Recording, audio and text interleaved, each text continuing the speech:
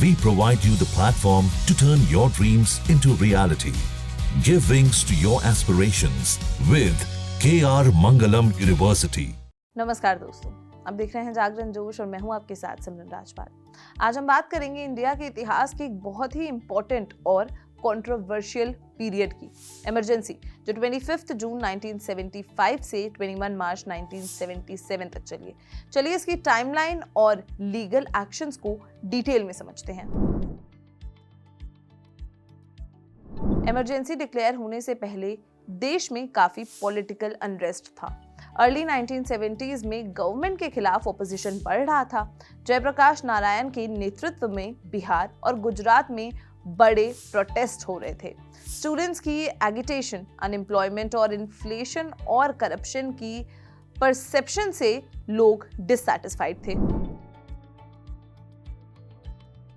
12 जून 1975 को Allahabad high court के justice Jagmohan लाल सिन्हा ने रूल किया कि तब की प्रधानमंत्री इंदिरा गांधी ने अपने 1971 के लोकसभा इलेक्शन कैंपेन में गवर्नमेंट मशीनरी का गलत इस्तेमाल किया था। कोर्ट ने उन्हें representation of the People's Act 1951 के अंडर गिल्टी पाया और उन्हें 6 साल के लिए कोई भी इलेक्टेड ऑफिस होल्ड करने से डिस्क्वालीफाई कर दिया। ये केस राज नारायण ने फाइल किया था, जो रायबरेली में मिस इंदिरा गांधी से हारे थे। सुप्रीम कोर्ट ने इस वर्डिक्ट पर कंडीशनल स्टे लगा दिया था, जिसका मतलब था कि मिस गांधी पीएम रह सकती हैं और पार्लियामेंट अटेंड कर सकती थी, बट वोटिंग से उन्हें रोक दिया गया था।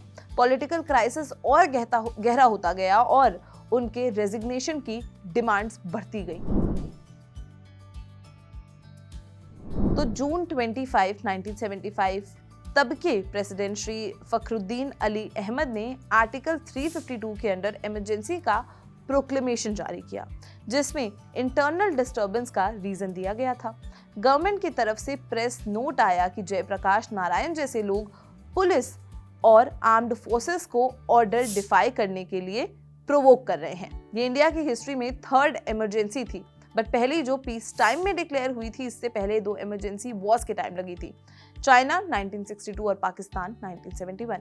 तब आर्टिकल 352 में इंटरनल डिस्टर्बेंस था, जिसे बाद में 44th कॉन्स्टिट्यूशनल अमेंडमेंट एक्ट 1978 से आर्म्ड रेबेलियन में बदल दिया गया।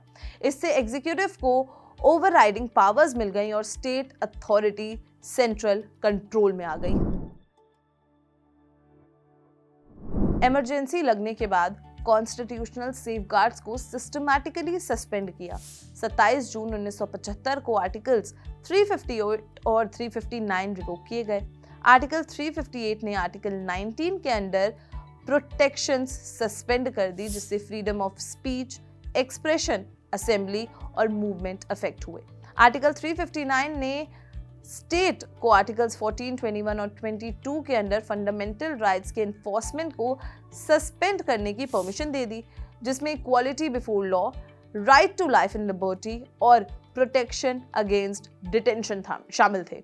सिटीजन्स को कोर्ट्स में जाने से रोक दिया गया। ऑपोजिशन लीडर्स जैसे जयप्रकाश नारायण, मोरारजी देसाई, अटल बिहारी वाजपेयी, लाल कृष्ण आडवाणी और कई अन्य को maintenance of internal security act यानी कि MISA के तहत अरेस्ट कर लिया गया। शाह कमीशन के अकॉर्डिंग लगभग 35,000 लोगों को बिना ट्रायल के प्रिवेंटिव डिटेंशन में रखा गया। इमरजेंसी में प्रेस और पब्लिक इंफॉर्मेशन पर स्ट्रिक्ट कंट्रोल था। 26 जून 1975 से सभी न्यूज़पेपर्स पर प्री सेंसरशिप लागू हो गई। एडिटर्स को गवर्नमेंट से क्लियरेंस लेना पड़ता था न्यूज़, एडिटोरियल्स और फोटोग्राफ्स पब्लिश करने से पहले। गवर्नमेंट ने नेशनल सेंसर और रीजनल सेंसर्स अपॉइंट किए मीडिया कंटेंट को मॉनिटर करने के लिए। फॉरेन कॉरेस्पॉन्डेंट्स के टेलेक्स मैसेजेस भी रिस्ट्रिक्ट और स्क्रीन किए जाने लगे। जुलाई 1975 में बोर्ड ऑफ फिल्म सेंसर्स को रीस्ट्रक्चर किया गया ताकि सिनेमा पर कंट्रोल बढ़ाया जा सके और 1 फरवरी 1976 को 4 major news agencies PTI, UNI, समाचार भारती और हिंदुस्तान समाचार को मर्ज करके एक सिंगल एंटिटी समाचार बना दिया गया।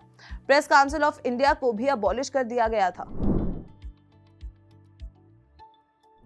इमरजेंसी के दौरान पार्लियामेंट ने कई कॉन्स्टिट्यूशनल अमेंडमेंट्स पास किए, जिससे जुडिशियल रिव्यू और इंस्टीट्यूशनल चेक्स कमजोर हो गए।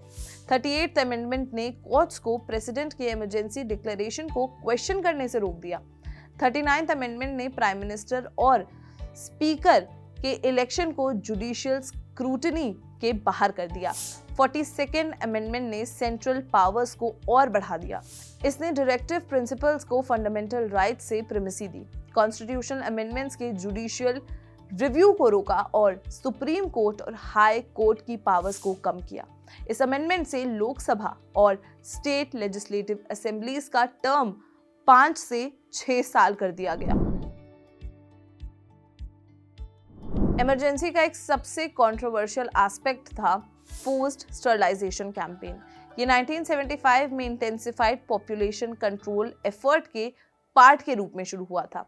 1975 से 76 में 26.42 लाख और 1976 से 1977 में 81.32 लाख स्टरलाइजेशन प्रोसीजर्स किए गए। 2 सालों में टोटल 1.07 करोड़ स्टरलाइजेशंस परफॉर्म हुए।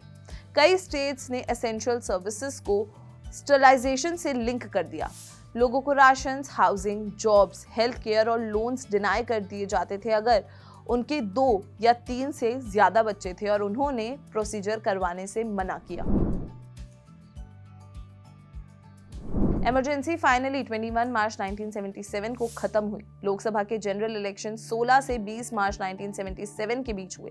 कांग्रेस पार्टी हार गई और जनता पार्टी को 24 मार्च 1977 को गवर्नमेंट बनानी पड़ी।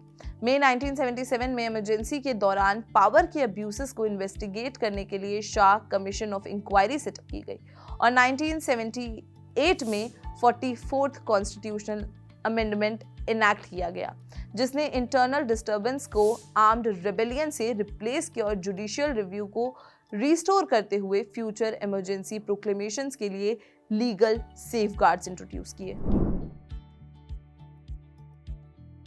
शाह कमीशन ऑफ इंक्वायरी, जिसे former chief justice of India JC Shah ने हेड किया था, ने 1978 और 1979 के बीच 3 रिपोर्ट सबमिट की। इसमें misuse of government power, preventive detentions, press censorship और स्टरलाइजेशन कैंपेन को इन्वेस्टिगेट किया। कमीशन की फाइंडिंग्स में ये सारी चीजें थी। डिटेंशंस 1 जनवरी 1975 तक इंडियन जेल्स में 2,20,146 प्रिजनर्स थे, जिनमें से 1,26,772 अंडर ट्रायल प्रिजनर्स थे। अगला था स्टरलाइजेशन ड्राइव। इमरजेंसी के दौरान नेशन वाइड 1.07 करोड़ स्टरलाइजेशंस हुए। इनमें 548 कंप्लेंट्स अनमैरिड इंडिविजुअल्स की थी और 1774 डेथ प्रोसीजर्स से लिंक्ड रिपोर्ट की गई। फोर्स्ड रिटायरमेंट 25,962 गवर्नमेंट और पब्लिक सेक्टर एम्प्लॉयज को प्री मैच्योरली रिटायर किया गया। प्रेस रिस्ट्रिक्शंस, दिल्ली में न्यूज़पेपर ऑफिसेस की पावर सप्लाई कट ऑफ कर दी गई थी सेंसरशिप के अर्ली डेज में। पार्लियामेंट और जुडिशियल प्रोसीडिंग्स सेंसर किए गए और कोर्ट जजमेंट्स को एडिट या कंट्रोल किया गया। न्यूज़पेपर्स को उनके एडिटोरियल स्टैंड्स और कवरेज के बेसिस पर फ्रेंडली, न्यूट्रल या होस्टाइल लेबल किया गया। तो दोस्तों, जून 1975 से मार्च 1977 तक इंडिया के इमरजेंसी ने इंडिया के कॉन्स्टिट्यूशनल, लीगल और एडमिनिस्ट्रेटिव सिस्टम्स में बड़े चेंजेस लाए। फंडामेंटल राइट्स सस्पेंड हुए, डिटेंशंस बढ़े और मीडिया पर रिस्ट्रिक्शंस लगा दी गईं। कॉन्स्टिट्यूशनल अमेंडमेंट्स ने इंस्टीट्यूशनल पावर्स को बदल दिया। इस पीरियड में एक लार्ज स्केल स्टरलाइजेशन प्रोग्राम भी इंप्लीमेंट किया गया। इमरजेंसी खत्म होने के बाद एक इंक्वायरी सेटअप की गई और लीगल प्रोविजंस में अमेंडमेंट्स किए गए ताकि फ्यूचर में इमरजेंसी पावर्स का यूज रेगुलेट किया जा सके। ये इंडिया के इतिहास के लिए एक बहुत ही इंपॉर्टेंट और सिखाने वाला चैप्टर था।